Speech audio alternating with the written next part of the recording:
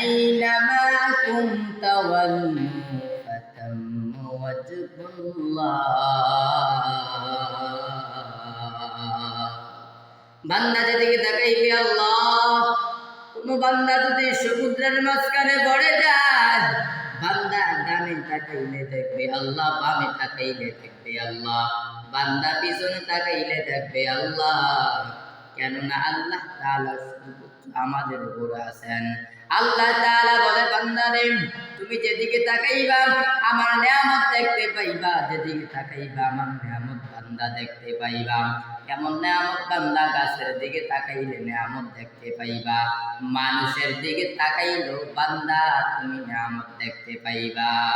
কাদের কুদরতুদারি বরকামান আনতা রব্বি আনতা হাসবি জুল জালাল। নবী আমার বলেন, ও দুনিয়ার উম্মত, যদি আল্লাহকে পেতে চাও তাহলে আমার অনুকরণ করো। আমার অনুকরণ করলে তারপর আল্লাহ তাআলাকে পাইবা।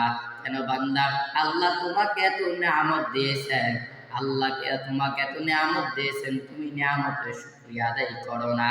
আল্লাহ তোমাকে এত বড় নিয়ামত দিয়েছেন। কেমন নিয়ামত? হাতও একটা নিয়ামত, পাও একটা নিয়ামত, চক্ষু একটা নিয়ামত। আল্লাহ তাআলা এত সুন্দর সুন্দর নিয়ামত আমাদেরকে দিয়েছেন, কিন্তু আমরা যদি এই নিয়ামতের শুকরিয়া আদায় করতাম বান্দা, কেন বান্দা আজকে আমরা নিয়ামতের শুকরিয়া আদায় করি না রে বান্দা। জন্য আল্লাহ তাআলা আমাদেরকে পানিখানা বন্ধ করেছে নাকি? পানিখানা বন্ধ করে না, আল্লাহ আমাদের রিজিক বন্ধ করে নাই।